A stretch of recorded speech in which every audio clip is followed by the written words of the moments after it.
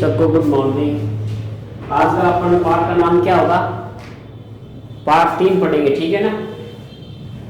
पाठ 3, उसके अंदर पाठ का नाम होगा खनिज एवं शक्ति संसाधन। खनिज को क्या कहते हैं? मिनरल्स। क्या कहते हैं? मिनरल्स। और शक्ति संसाधन वो होते हैं जिनसे अपन को ऊर्जा मिलती है, यानी ऊर्जा की प्राप्ति होती है, एनर्जी मिलती है, ठीक है ना। वो शक्ति संसाधन जैसे कोयला है, पेट्रोल है, डीजल है, ठीक है, सौर ऊर्जा है, ठीक है। ये देखो इसमें सौर ऊर्जा भी आती है, सूर्य से भी अपन को ऊर्जा मिलती है, इसको भी शक्ति संसाधन कहते हैं। खनिज, अब देखो खनिज की परिभाषा क्या है? पहले मिनरल्स को पढ़ते हैं, खनिज को, फिर शक्ति संसाधन को पढ़ेंगे। खनिज वे पदार्थ जिनको प्रकृति से प्राप्त किया जाता है, यानी उसको कहां से प्राप्त किया जाता है? प्रकृति से, नेचुरली रूप से प्राप्त किया जाता है, ठीक है ना, उसको खनिज कहते हैं। और इनका रासायनिक संघटक यानी इसकी बनावट, आप बनावट कहते हो, रासायनिक कहते हो। सभी खनिजों की अलग अलग होती है, सभी खनिजों की रासायनिक बनावट क्या होती है? अलग अलग होती है। तो उसको आप क्या कह सकते हैं? खनिज की परिभाषा के रूप में कह सकते हैं, ठीक है ना। उसकी रासायनिक बनावट क्या होती है? अलग अलग होती है। जैसे एग्जांपल हो गया लोहा, तांबा, एल्यूमिनियम, अब्रक, जिप्सम, बहुत सारे खनिज हैं, ठीक है ना, इनको आप खनिज के रूप में कह सकते हैं। अब देखो खनिजों के प्रकार, ठीक है ना, खनिज के क्या क्या प्रकार है? खनिज 2 प्रकार के होते हैं, ठीक है। खनिजों के प्रकार पढ़ते हैं, टाइप्स ऑफ मिनरल्स, ठीक है। खनिज संरचना के आधार पर, संरचना के आधार पर खनिज कितने प्रकार के? 2 प्रकार के खनिज, दो प्रकार के होते हैं। पहला, अब 2 प्रकार के कौन कौन से? धात्विक खनिज, दूसरा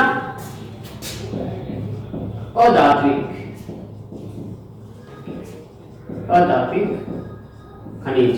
पहला हो गया धात्विक खनिज, दूसरा हो गया अधात्विक। धात्विक खनिज इसको भी 2 भागों में बांटते हैं, लोह और अलोह, ठीक है। अगर वो धात्विक खनिज क्या होता है उसको पढ़ते हैं, ठीक है। फिर अधात्विक, धात्विक खनिज वो खनिज माना जाता है जिसमें धातु होती है, जैसे लोहा, तांबा, जिप्सम, सोना, चांदी, ये धात्विक खनिज में आता है, ठीक है। लोहा वो होता है जिसमें लोहा तत्वों के गुण पाए जाते हैं, जैसे लोहा,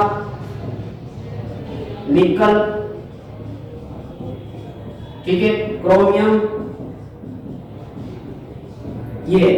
और धात्विक में अब्रक है, ऐसी बहुत सारी धातु है, यानी अलोह में आती है, ठीक है ना।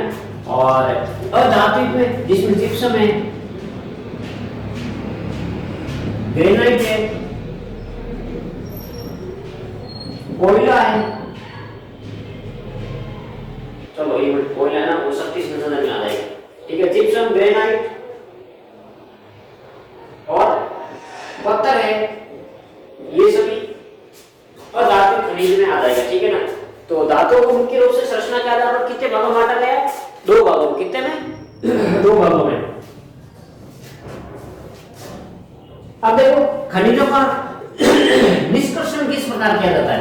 खनिजों का निष्कर्षण, खनिज को कैसे निकाला जाता है उसके बारे में पढ़ते हैं। खनिजों का निष्कर्षण किसका?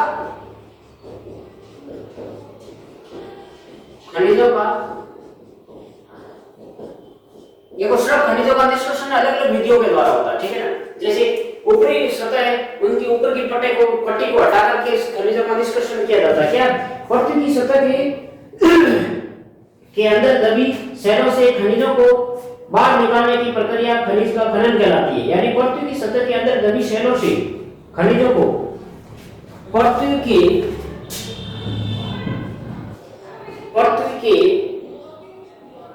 अंदर शैलों से दबी खनिजों को बाहर निकालने की प्रक्रिया, क्या? बाहर निकालने की प्रक्रिया क्या कहलाती है? ठीक है ना। बाहर निकालने की प्रक्रिया खनन कहलाती है। खनन पृथ्वी के अंदर शैलों से दबी खनिजों को बाहर निकालने की प्रक्रिया खनन कहलाती है। ठीक है, खनिज जब कम गहराई में स्थित होते हैं ना तो उनकी पृष्ठीय सतह को हटाकर खनन किया जाता है, उनको विवृत खनन कहते हैं। अब देखो इन खनन के प्रकार, पहला विवृत खनन, कौन सा? विवृत खनन, यानी जो खनिज कम गहराई में दबे, जो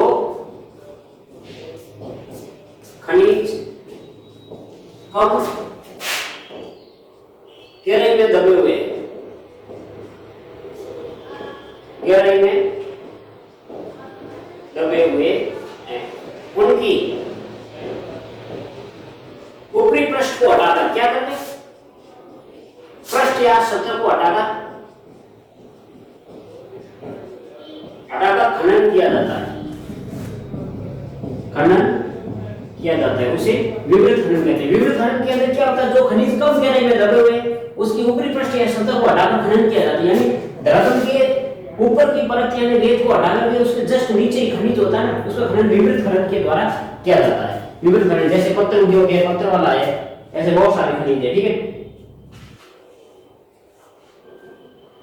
देखो कुछ खनन है ना बहुत ज्यादा गहराई में होते हैं, उसका खनन किस प्रकार किया जाता है?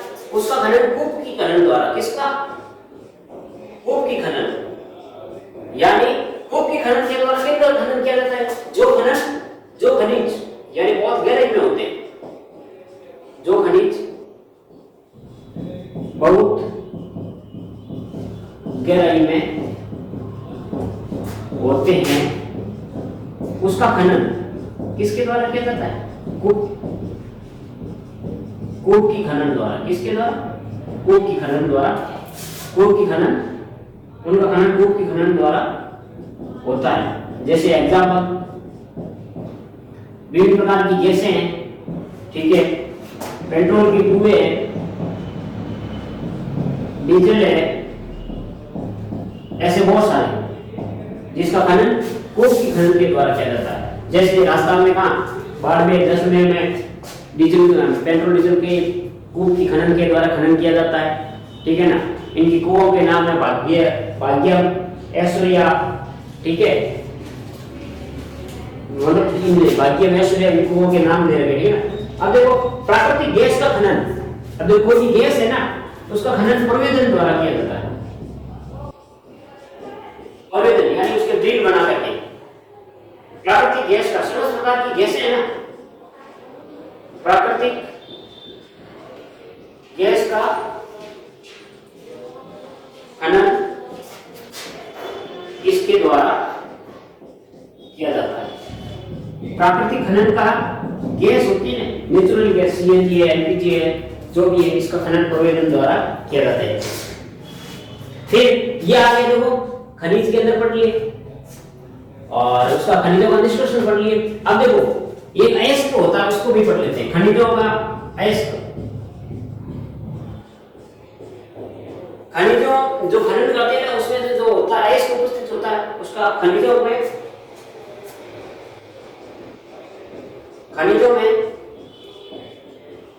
उपस्थित पदार्थ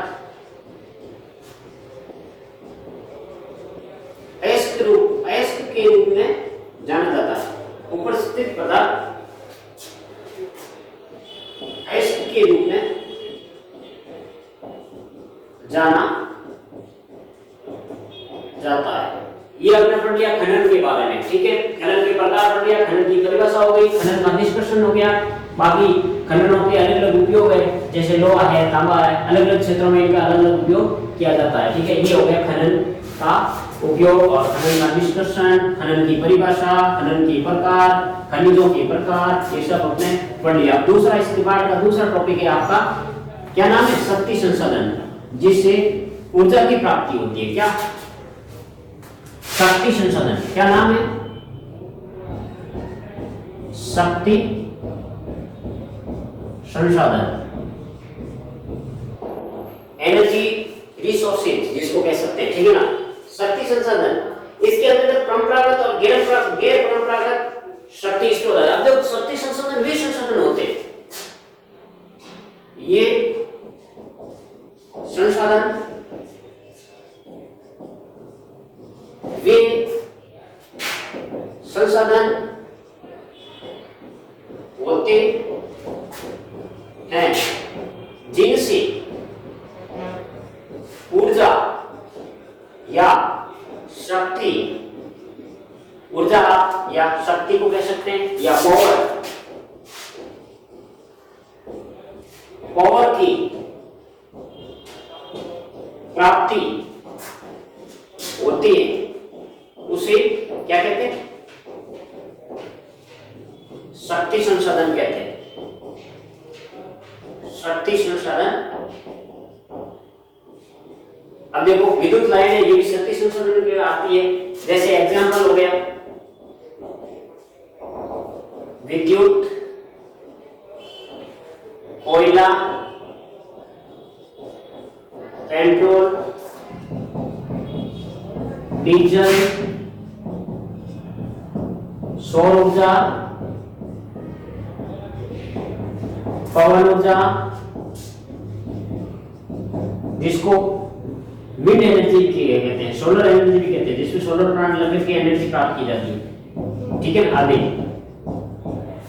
जिनसे ऊर्जा की प्राप्ति होती है, ठीक है, एनर्जी, शक्ति, मशीनों के द्वारा, मशीनों को काम करने की शक्ति होती है, ठीक है, उसको कहते हैं शक्ति। फिर है आपके इनका प्रकार, ठीक है ना। इसके अंतर्गत आप शक्ति संसाधन को दो भागों में बांट सकते हैं। कौन कौन से शक्ति संसाधनों को के प्रकार? एक तो परंपरागत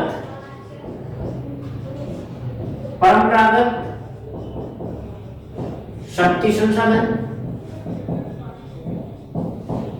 दूसरा गैर परंपरागत शक्ति संसाधन। क्या नाम है?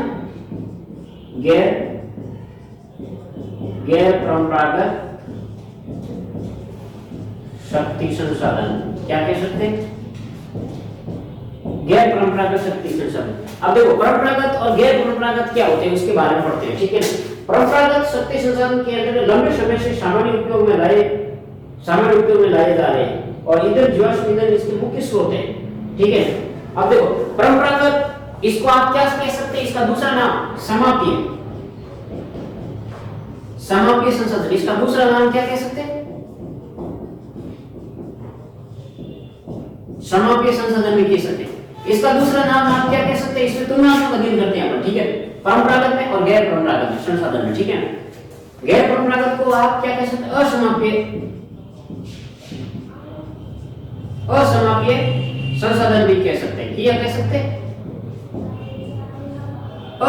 असमापीय संसाधन, यानी गैर परंपरागत शक्ति संसाधन कभी भी समाप्त नहीं होने वाले, ठीक है। परंपरागत शक्ति संसाधन जो आने वाले इन फ्यूचर में, आने वाले निकट भविष्य में इनकी मात्रा कम हो जाएगी और समाप्त होने की संभावना रहती है, ठीक है ना। इसके अंदर देखो इनका उपयोग लंबे समय से उपयोग करते आ रहे हैं, इनका उपयोग लंबे समय से उपयोग करते आ रहे हैं, लंबे समय से उपयोग करते आ रहे हैं। फॉर एग्जाम्पल जीवाश्म ईंधन,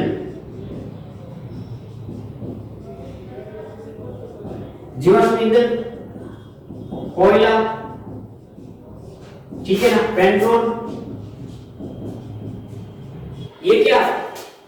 ये इसमें परंपरागत, यानी इनका आप उपयोग करेंगे, ज्यादा उपयोग करने के बाद आने वाले निकट भविष्य में इनकी मात्रा कम हो जाएगी और समाप्त भी हो सकते हैं। जीवाश्म ईंधन, पेट्रोल, ये है लंबे समय से। फिर गैर परंपरागत में क्या होता है? इनका उपयोग अभी वर्तमान समय में नवीन खोजों के द्वारा इनका एक संसाधन को इनको खोज हुई, इनका उपयोग इस वर्तमान उपयोग इसका भविष्य में हो सकता है। इनका उपयोग पुराने समय में इनका उपयोग नहीं किया। गैर परंपरागत शक्ति संसाधन का उपयोग भविष्य में इसका उपयोग हो सकता है, जैसे सौर ऊर्जा है, पवन एनर्जी है, ज्वारीय ऊर्जा है, ज्वारीय ऊर्जा है, ऐसी बहुत सारी ऊर्जाएं हैं जिनको आप आगे आने वाले भविष्य में इनकी समाप्त होने के बाद इनका रास्ता ढूंढ लिया गया, ठीक है ना। लेकिन भविष्य में इसका उपयोग आगे आने वाले इसका उपयोग कर सकते हैं, ठीक है ना।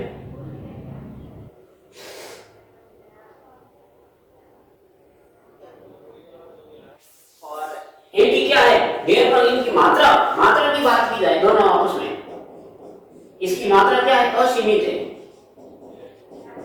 यानी सूर्य से मिलने वाली ऊर्जा असीमित है ना, सोलर एनर्जी, इससे करंट बन रहा है, ठीक है ना। और पवन ऊर्जा वाइंड एनर्जी है, पवन चक्कियों के द्वारा विद्युत का उत्पादन हो रहा है, ये भी असीमित मात्रा में है। पवन कभी समाप्त नहीं होती है और सूर्य की ऊर्जा भी कभी समाप्त होती नहीं है। सोलर एनर्जी, पवन ऊर्जा, इसी कारण इसकी गैर परंपरागत शक्ति संसाधन की मात्रा क्या है, असीमित है। फिर देखिए परंपरागत है, इसकी मात्रा क्या है, मात्रा की बात करें, इसकी मात्रा सीमित है और सीमित मात्रा होगी तो श्योरली है वो नष्ट हो जाएगा आने वाले समय में, ठीक है। अब अपन इसका तुलनात्मक अध्ययन करते हैं, क्या करते हैं, तुलनात्मक अध्ययन करते हैं।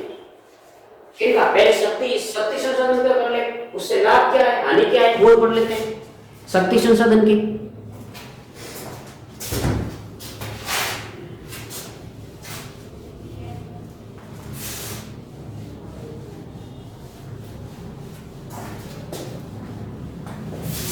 क्या पढ़ते हैं, पहले शक्ति संसाधन में, ठीक है। शक्ति संसाधन में जो परंपरागत है ना, खनिज तेल है,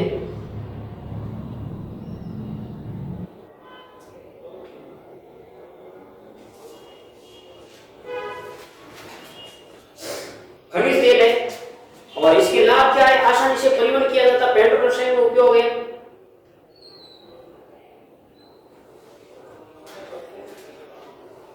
खनिज तेल है, इसके लाभ,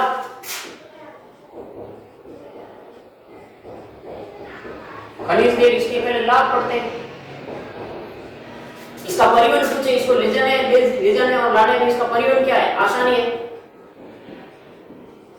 और ऊर्जा का अच्छा स्रोत माना जाता है, अच्छा स्रोत माना जाता है, लाभ हो गया। फिर इसकी हानि के बारे में पढ़ते हैं, इसका आप उपयोग करेंगे तो क्या क्या हानि होगी, किसकी, खनिज तेल में, कोयला, पेट्रोल, डीजल जो भी है खनिज तेल है, यानी डीजल और पेट्रोल ये खनिज तेल है। इसकी हानि क्या है, ये प्रदूषण फैलाएंगे, प्रदूषण का कारण बन जाता है, प्रदूषण का कारण बन जाता है।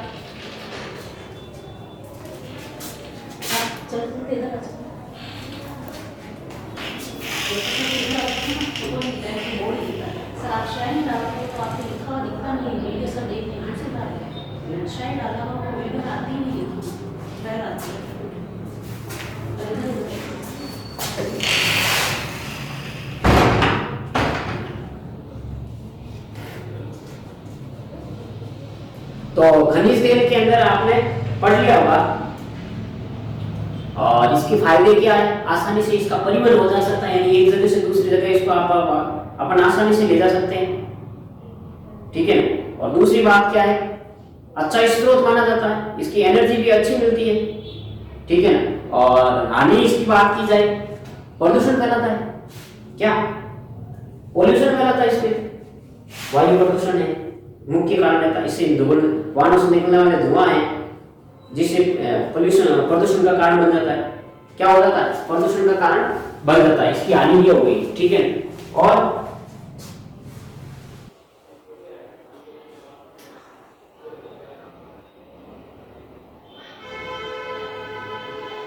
फिर अपन है ना प्राकृतिक गैस का लाभ करते हैं, गैस जो भी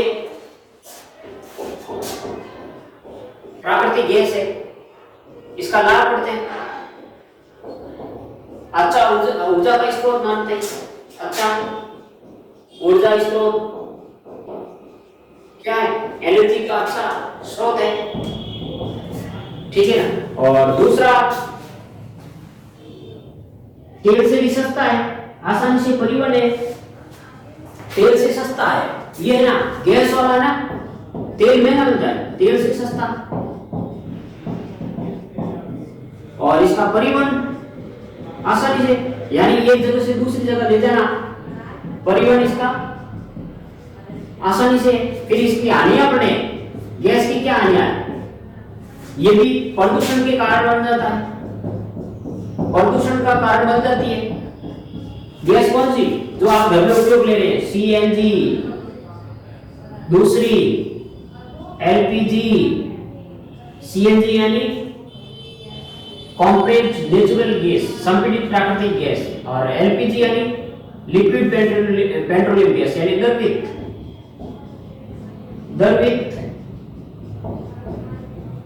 पेट्रोलियम गैस। सीएनजी यानी संपीड़ित प्राकृतिक गैस, इसका क्या नाम है, सीएनजी का अपन लिख देते हैं, सीएनजी का पूरा नाम संपीड़ित प्राकृतिक गैस, यानी कॉम्प्रेस्ड